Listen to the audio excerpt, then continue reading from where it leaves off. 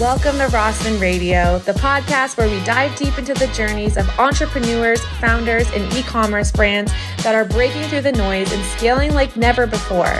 I'm Elise, and Rossman Media is a trend-forward social media agency specializing in going viral and delivering 10x returns for the brands that we work with. Each week, I'll sit down with industry disruptors to talk about the highs, the lows, and the exact strategies that help them grow from their first sale to multi-million-dollar milestones. If you're ready to unlock what it really takes to win on social, build a community, and multiply your revenue, then you're in the right place. Let's get into it.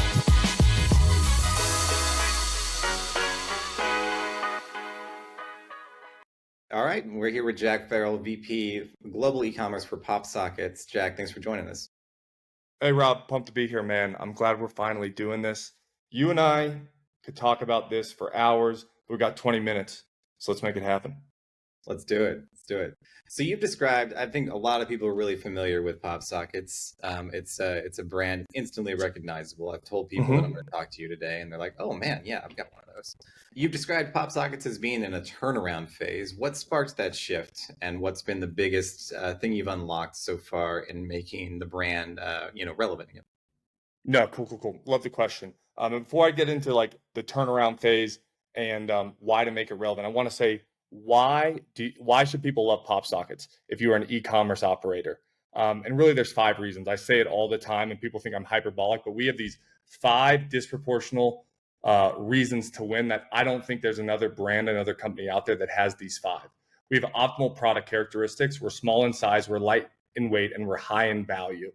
We have category synonymity, meaning we are like the Kleenex of the phone accessories category.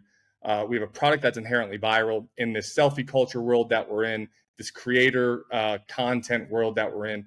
PopSockets is a tool that just enhances all of that. So when we go out and we try to get people to work with us, creators, we have such a product that naturally fits into what they're doing already. We are a canvas for self-expression. You know, whether you like our core kind of black PopSocket all the way to our 3-dimensional gold heart, we have something for everyone. And we're a product that's built for the thing that people care about most, which is their phone. And so really all of these gives us such an unfair advantage to win and to win big. And so when we talk about the turnaround that we're in, it's because we really had our viral moment in 2017 and 2018. And now we're growing from a product company into really a brand or into a lifestyle company. And there's so many things we were doing to do that. You know, the right partnerships, the right collabs, the right physical retail partners, and more. But one of the biggest unlocks we had specifically for D2C, I know that's what we're talking about here, is frequency of product drops or frequency of design drops. And we're doing them on D2C. We're launching weekly collections, weekly designs at such a clip that I don't think there's brands doing it quite like we are. And so I always say there's 2 reasons you can kind of go out to a customer. You can go out to them with a discount. You can be craving your discount, whether it's percentage, whether it's bundle, whatever it is, or you can go out with new products. And so given that our product is a platform in and of itself, we can really give newness unlike any other brand or company out there. And so with how these performance marketing platforms work, specifically Meta, which I know we'll talk about, I say we have such an unfair advantage to really commercialize the internet better than anyone else. If you operate on cost controls, you can really, put up new products around a new collection. We just did Disney Aristocats. We've done a Harry Potter collection. We can launch at such volume, and we can then go out with these performance marketing channels and drop these products exactly on the right niche. And no other brand can do that quite like we can, just because we are a platform truly as much as we are a product. And so the frequency of product drops has been something that we've really seen give us a really good inflection over the last 12, 18 months. And it's not just working, on D2C, but we're seeing that kind of halo effect into success in retail. We're in a lot of big box stores and Amazon as well. Nice. So talk about that drop strategy. So who's your target audience? Or like who's your I should say not who's your target audience, but who are your current audiences? Are these collectors? Do you have people that wait for these drops and they're like, I got to get this newest one? Yeah, we're seeing that more and more, especially when we've kind of gone to this weekly drop cadence that we're on now. But we're doing more specific collectability in future drops. But really, it's the way you think about customer acquisition and path to purchase, which I think is what makes these drops so valuable, is because of the way you can go and find niche audiences across the internet with, a batch of 5 to 10 to 15 to 20 pieces of paid creative that you can put inside of Meta. They say now creative really does the targeting. It's really true. Everything we do is broad targeting. And if we make the right product and we bring it to life with the right creative, we can really see these things take off. And they're really not, people say, oh, well, then they might cannibalize themselves. We've done studies that show every dollar of sales we get from a new collection drop, about 80 cents of that dollar, 74 cents of that dollar is a incremental sense where, a quarter of that is shifting from another category. So really, these things stack on top of each other. And the other point too is only 15% of our traffic starts on the homepage. 85% of it starts at a deeper page. And so that's why these things really compound on themselves, is because they're really tentacles across the internet that go and hunt customers. And PopSockets has such a disproportional advantage to do that, just because our product is a platform. That's a great answer. I think that you make a great point about the creative driving targeting. At Rossman, we really have seen a lot of content first strategies right now, because all of the granular levers that we used to be able to pull with targeting either don't exist or have been rolled up into Advantage Plus. So true. You mentioned about like 68 cents of every performance dollar for PopSockets goes to Meta and Meta ads. Why is Meta so critical to your growth compared to other channels?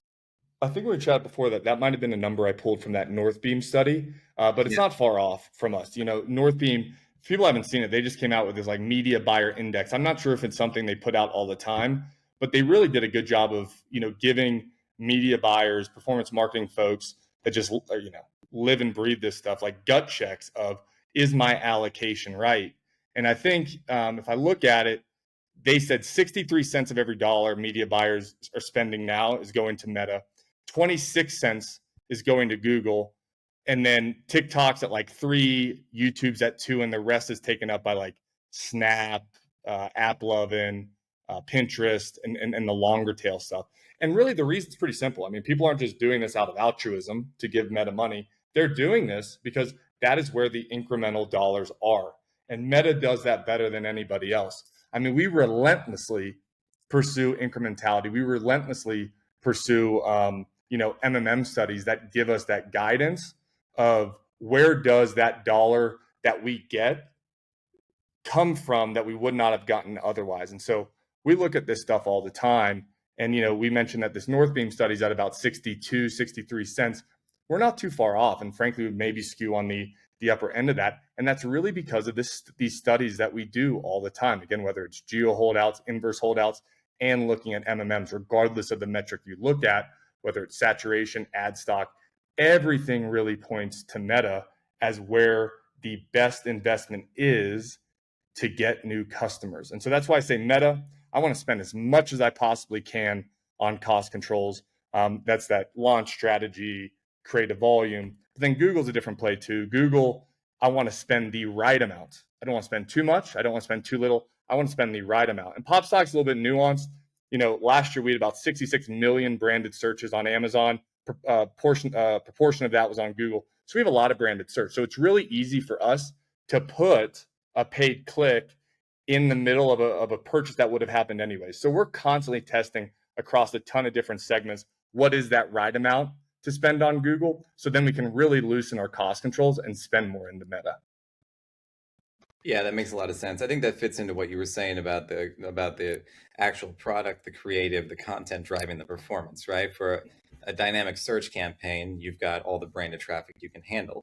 But for non-branded traffic, that's the more valuable click. And then you have to have those right cost controls to make sure you're spending the right amount on Google. Whereas Meta, being so content driven, you can find people outside of what the normal PopSockets audience. For sure. People looking for the fandoms behind the different drops, they could be looking for, different merch. They can come across you that way. So yeah, that makes a ton of sense. The question that we get all the time now, Yeah. even we see this, we would see about the same proportion of budget still being spent on Meta versus Google. Usually Meta is more if they've got a very visual content heavy, For sure. product they're promoting. Google, if it's more about the actual like search intent services, those kind of things. But TikTok is the one that we get asked about the most. And I Yeah. don't think it's because TikTok is necessarily the most effective channel right now. I think it's because Right. the TikTok team and the TikTok shop team is doing a great job of getting the word out and trying Right. to, hammer us over the head with their new e-commerce experience.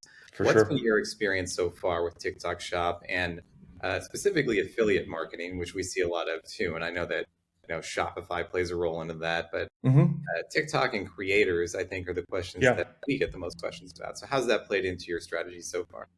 No, I love the question. TikTok is definitely big opportunity, I think. And the thing I love about TikTok is really the self-insulated ecosystem that they've really built, from their e-commerce platform to the affiliate network that they've built to then, the way that you manage the store. I mean, that was really, if you've operated all in Asia, you've seen kind of the back end of platforms looking like that. The Asia marketplaces and social commerce there has looked like that for years, and it's starting to work its way over there. Early in my career, I spent 3 years in Asia building brands over there, so it was nice to see them kind of expand over here, and was pretty familiar to me. But really, I think there's three things you have to do on TikTok with TikTok Shop to really win. It's not just putting creative in the account, even though the cost controls remain. You have to do cost controls. It's the way to remain profitable. But there's two other things there's two other games you have to play together with the performance side of it. It's really mining and making that affiliate portal that they have hum. Volume is your friend there. Spark ads are your friend there. And then you can really launch those things with the same kind of cost controls, where if a winner is winning, it'll spend. If a piece of creative is not a winner, it won't spend. And so, you get the performance platform set up. You feed that performance platform with the affiliate content that you can get, again, all self-insulated in the TikTok portal. And then you can really amplify more with live selling, live streaming that they do there. And there really is, you can look at it anecdotally. There's also content out there that says when you do all those three together, TikTok will really kind of give you some extra juice to make the whole flywheel go. So I don't think it's just picking one and expecting success. You really kind of have to lean into all three. So, paid, affiliates, and the live streaming piece. And when you do that, they all kind of compound on themselves, and there's real opportunity. Nice. How have your budgets, been so far on TikTok for the channel? Do you see that growing in the coming years, or has it been effective for you so far in what you're doing over there? Yeah, I think it's been successful. I mean, it's really one of those things when we run on cost controls on across all our stuff, it can be as big as it can be as small as it can be. So we're not necessarily forcing growth, I would say. We are playing the channel the way the channel is meant to be played, and we're seeing that grow as a percentage of our sales. And I think the smart ones are the ones that are really bottom line focused as much as top line focused, are playing that same game. Because really, it's so easy to spend money in these platforms. And so I look at it as much more of like, let's grow this thing, but let's play the game right. And this thing will continue to kind of take more of a percentage of our revenue. And we're seeing that. Definitely. How do you approach content differently per channel? So for a channel like TikTok that's more, person forward. I know you mentioned using Yeah. affiliates. Do you have any other strategies when it comes to adapting to a new channel like TikTok? I think it's really just trying to play the game the way the channel's been playing. The same way you play the Google paid game is different than you play the Amazon game, is different than you'd play, a end cap in Target game. Is all of it is just, you got to play the game the way that it is meant to be played, and you don't need to force it. So to the TikTok example, we're not putting a lot of the creative that we put in Meta into TikTok. A lot of the studio produced level of content, we're not really doing that. We are the content that we're using on TikTok is the creator content, the affiliate content, because that's what's native in the platform. Meta, a completely different game. Static images, render based, studio produced stuff to UGC. You can win with so many things there. Stop the scroll, get them to click through, make the buy. TikTok, different. it's affiliates. It's much more true UGC type of content. And so we don't bring in external creative into TikTok. We really focus on the affiliate content because, again, that's what the platform is known for, and that's what the consumer of the content in the platform expects. And so we want to give them and play the game the way that it's meant to be played in each of these channels. Yeah, completely understand. I'm sure that same philosophy kind of applies to your international strategy too. You're a global brand. So how would you say international audiences have informed your overall strategy? How does your approach vary? The same question, I guess, about, Meta versus TikTok, Sure. other channels. How does your approach vary outside of the US, compared to domestically? Yeah. No, I love the question. I mean, international is big for us and big for me personally. I mentioned you before. I spent a lot of time in Asia earlier in my career, working inside venture builders, supporting some big D2C brands internationally, like Allbirds, doing some market analysis, market expansion there, to now running global e-commerce at PopSockets. So international, I love. I always have. I mean, to the point of my love for incrementality, I've looked at a lot of international as true incrementality for businesses, and so that's why I think I love it so much. But thus on how I'd approach international and anything outside the U.S. is it really depends on how big international is for you, your aspirations, what you really want your business to be, together with margin profile. Margin has to make a lot of sense internationally for it to work. But at PopSockets, we've learned that not every market truly warrants deep localization, and in some cases, we actually went too local relative to the market size and are willing to invest. And we're now re-centralizing a lot more where it makes sense. And so that said, there are core things to centralize. Things like platform infrastructure, testing frameworks, creative asset distribution, while giving regions flexibility and UX, merchandising, and pricing, but only really when it justifies the investment. That said, if you're going to go after a market, you really have to go for it. Half measures we've seen just don't work. So either build a local team and commit, or truly run as scalably as possible from headquarters, using the right tools that can make that happen. And really, today there are so many good tools out there that make kind of that incremental opportunity that is international so efficient and so reachable for brands that it wasn't just 5 years ago. Things like translation memory tech, payment layers, payment gateways, localized payments, and the ability to run really incrementality and MM at scale. The way that you can set up your performance accounts, whether it's Google, whether it's Meta, and really be able to look at these international markets as incremental to as much your bottom line as is your top line. So really, it's if you're not going to go deep, try to run it as scalably as possible and look at international as incremental. But the other thing too that I think people often mistake is people say international, let's expand into Europe. Well, Europe isn't a single country. Like Europe is dozens of individual countries. And so the same way, like, hey, let's put a regional team in Berlin to service Europe. Well, the people in that office are really people from that country that know that country's market.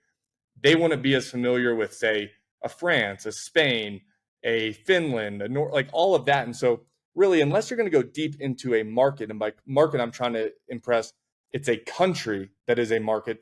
That's where that learning is, not these kind of big, EMEA, Asia, because they're all different. So you got to either go for it or run it scalably is what I've seen to be most effective.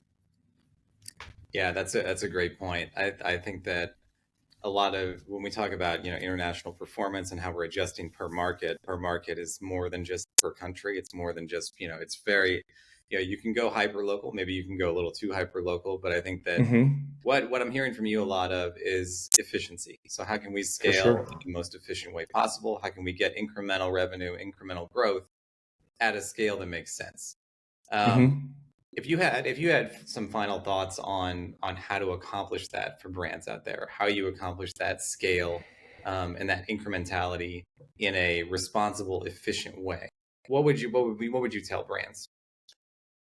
I would tell all brands that the bottom line metrics that you have at your company is just as important as top line. I think these days of true top line vanity metrics and growth are behind us. That's what we've seen in the venture world drying up in a lot of consumer brands. It's because a lot of these brands did not properly say, profit dollars are what matter, not top line vanity growth. And so what I would just impress on everybody is, what you keep at the end of the day is success as much as everything else. That's what keeps the lights on. That's what keeps, the people in your company, on your team and being able to provide for them. And so, again, I just think we talk too much still top line growth when the question really is, what do you keep at the end of the day? The second thing I would say is in-platform reported metrics I think it's starting to come out like, in-platform ROAS is not what it all is cracked up to be. I think we've looked at this for a long, long time. I think people are finally kind of waking up that really a 4.0 ROAS in Meta. Well, what does that really, really mean? And the funniest thing I say is ROAS is a definition. People think ROAS is a law of physics. It's like, are you looking at 7-day click, 1-day view, 7-day click alone, 1-day click alone? Like all of that massively skews, what that ROAS metric is. So my point is to say that is knowing what in-platform reported ROAS really means for the bottom line of your business, whether that's doing, again, incrementality studies, geo holdouts, inverse holdouts, looking at MMM to really say the bottom line, the profit dollars you keep, that is success, and making sure you have tools and systems that really allow you to know the drivers of that so you can make the best decisions for you and your brand. Very well said. So if any brands are listening out there, compare attribution settings. You need to go in there in Meta, please. Please. Attribution windows, man. Like Google wants to default, I think, to like 28 days. Meta does 7-day. There's click, there's view. My goodness, it's all over the place. And you guys just know what you're looking at. Yeah, you gotta unskew the numbers for sure. Yes, sir. All right. Well, thanks so much, Jack, for joining us. We'll pause really quickly, and I have 2 questions just for social clips, if you don't mind. Yeah. So the first is, tell me something about PopSockets that not a lot of people know that might surprise people. So, love this question. So PopSockets is now magnetic. We were known for the longest time as this adhesive grip that you had to kind of stick permanently on your phone. But now we have a version. This is a custom one I have. It's my Bitcoin custom made one, that it is a wallet. Wallet's also a big secret. It holds all your cards. But now PopSockets is magnetic. And so people used to think you had to put this adhesive sticker on the back of your phone. But now it's as simple as a snap with MagSafe. And it's such a great experience. It's fun for those fidgeters out there. Like I fidget with this thing all day. So, and not just the top, but the MagSafe part, just going on and off. But PopSockets is now MagSafe, which is just such a premium experience that everyone should want on the back of their phone. Oh yeah.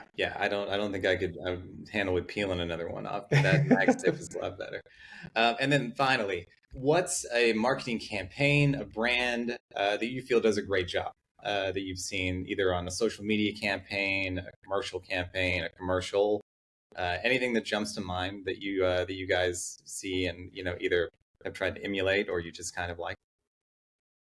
I look at so many of them. I mean, I mentioned that some of the work that I did with Allbirds, I've always appreciated them. I think they were a real pioneer in the space of true direct to consumer businesses. But really, the brands that I love are the ones that do a lot of good performance creative. And there was a brand out of Australia that I think was ahead of its time in how it did a lot of performance creative. They leaned into creator content, UGC, I think earlier than many. It's a pink clay mask company, pink Australian clay mask company called Sand and Sky. And if you just go into their ad library and look at some of the content that they do, really, they were doing that for 5, 6, 7 years ago. And unlike it's all the thing now, this kind of lo-fi UGC content, they were doing it for so long and also doing really cool compositing stuff, putting renders on top of creator content, making cool frames, great transitions. And I just always was impressed with them. They were one of the first ones I looked at and said, man, I think they get it right and they do a good job. And there's others out there today. But Sand and Sky was one of the first ones that I always really appreciated as well. And it's an Australian pink clay mask coming from me. Nice, nice. I'm gonna have to check that out. That sounds really interesting. All right, Check well, them out. thanks so much, Jack. Jack Farrell, VP Global E-commerce for PopSockets. We'll be right back.